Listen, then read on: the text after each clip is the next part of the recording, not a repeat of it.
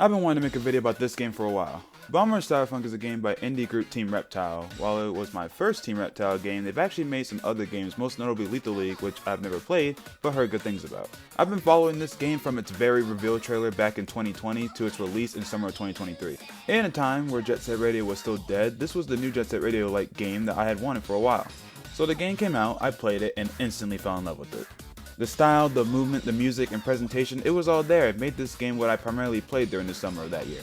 And now I can finally make a video on it, so that I shall get into. Like the original Jet Set Radio, this game's story isn't too complicated, however I do prefer this game's plot. It starts out in a really intriguing way, with you starting off in a first-person perspective and having to turn the camera to get a view of your character. You're then broken out of your cell by this guy named Trice, and he teaches you the basics of the game, grinding on rails, tricking, wall running, sliding, as well as extending an invite for you to join his crew, which you accept, but after a member of the police force tries to halt your escape, you beat them, and on the final stretch, this guy who throws fucking vinyls chops your head off. It happens so suddenly too, which I like, because it shows how this game differentiates from the tone of Jet Set. So now your character wakes up with a new cyberhead and is given a nickname Red, and Trice introduces the rest of the crew, that being one other member named Belle.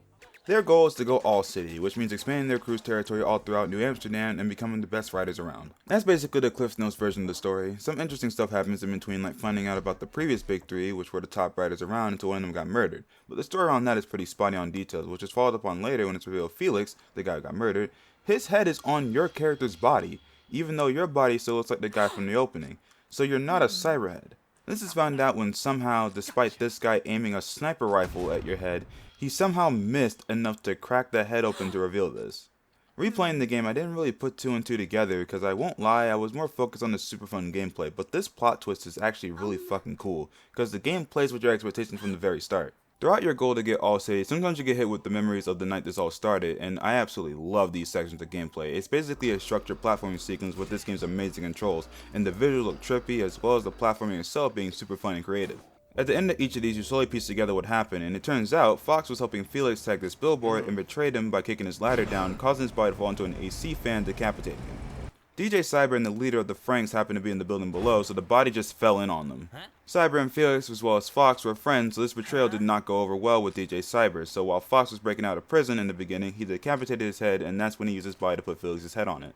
So DJ Cyber, despite him posing as an obstacle the whole game, was actually just trying to get Felix's skills back and remind him of who he was. Once everyone knows this, the final thing to do is to beat Cyber's crew to finally go all city, even though their boss is on their side to stop Fox, they still gotta go through the formalities to gain the territory. After the battle, Fox finally shows up, showing how he's related to this Project Algo that was also mentioned a couple times throughout the game. This is essentially the police using Fox's head to control this giant mech, and it ends up snapping Red Felix's head off and throwing his body into the lower part of Manhattan. All is not lost though, as this police officer shows up with Felix's old body, and they put Red Felix's head back on, and the whole crew goes after Fox one last time, ending in the dude getting a mean headbutt, and I presume him dying, meaning the Bomb Rush crew is now finally all city, but DJ Cyber tells them to watch their backs because they won't remain all city forever without pushback. The whole reason Fox was doing this was because he felt like the other writers wouldn't accept him because his dad was a police officer and bailing him out of trouble whenever he would write stuff. Bro thought the world wouldn't accept him, only for Felix to just tell him to stop being a bitch. People who have played this game know I'm skimming on details because there are other characters you meet like Solus and this lady, and I love them too and what they add to the crew, especially Solus' freaky ass. But in truth, even though I enjoyed the story more this go around, I'm still so hooked on the gameplay because this game is so much fun. The one thing about Jet Set Radio is that the controls felt clunky at times because they were trying to imitate the actual feeling of being on skates, which is definitely a valid way to do it, but Bomb Rush feels so much more responsive and snappy because they employ no such limitation. Thanks to the greatly improved controls and the addition of a booster pack, you can immediately change directions with the second push of the jump button in whatever direction you're holding, as well as be able to do manuals to keep your momentum going, and it feels great. This game takes Jet Set Radio and smashes it with Tony Hawk, and it makes an amazing marriage of the two genres. In Bomb Rush, there's a score counter that goes up with every trick you do, wall you run on, rail you grind, and lean into corners on, as well as the manuals you can hold to keep your combo going. If you know what you're doing, you can hold a combo anywhere, and learning these tricks helps you during crew battles, the way you take territories from other crews. These are essentially score attacks versus the opponent, and if you know what you're doing, you can absolutely destroy these guys, and they stand no chance. And there's other optional things you can learn as well, like tapping the boost button and trick button at the same time in midair to get a good bump on your score combo, as well as special tricks you can perform by doing this on rails. You can also take off your gear, perform a useful slide for getting through tight spaces, and then you can jump again, take out your board or other items, because each character has their own, like Belle having skates and Trice having a bike, and then continue your streak. There's also these little guys that you touch to spin in, and if you hold your combo and hit all of them, a passage opens up and you can get a reward, usually ranging from graffiti art, costumes, which looks sick as hell here, as well as music. The way graffiti works here is genius. You can freely choose whatever piece you have unlocked at your disposal to put up, unlike in Jet Set, where you can only choose a extra large, medium, or small piece in the options. Now here, if you can memorize the pattern of your favorite pieces, you can put it up consistently, and they tell you how to do it in your phone where it's all listed. The phone itself is so cool, you can take fucking selfies on it, as well as change the in-game music to play a specific track, and this game's OST is so good. All the songs from the new artists are pretty good, but they even got Hideki Naganuma on it, one of the original composers in Jet Set. Also, the phone has this little game on it that I didn't know existed until this playthrough. It's really cute, and somehow I got this far in it.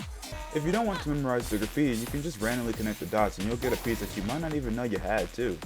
The more buildings you tag, the more your rep in a given area goes up, and the crew residing there will have to acknowledge you, and you can then essentially play skate with them and copy what they do, or race them somewhere, or even do one-on-one score attacks, and in the end, you'll unlock a new graffiti piece.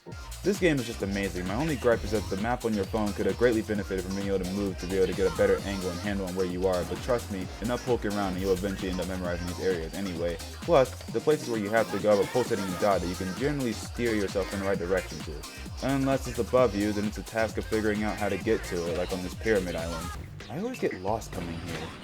Mountain is definitely my favorite area in the game. I love the music here, and the city background and the statues you grind on look really cool. I also like how you can switch between characters at any time by going to this checkerboard mat and starting a cipher. No backing out to a menu necessary. This game is just everything I'm looking for in a modern Jet Set game with added improvements on top of that. If you like these types of games or want to give it a try, Bomb Rush gets a strong recommendation from me. Love this game. The next two videos I have planned should be fun to make, especially the next one, which is a game I've been meaning to play for a long time now, but just got caught up in other games to give it the time of day. But y'all will see what that is in the next video. Until next time though, peace.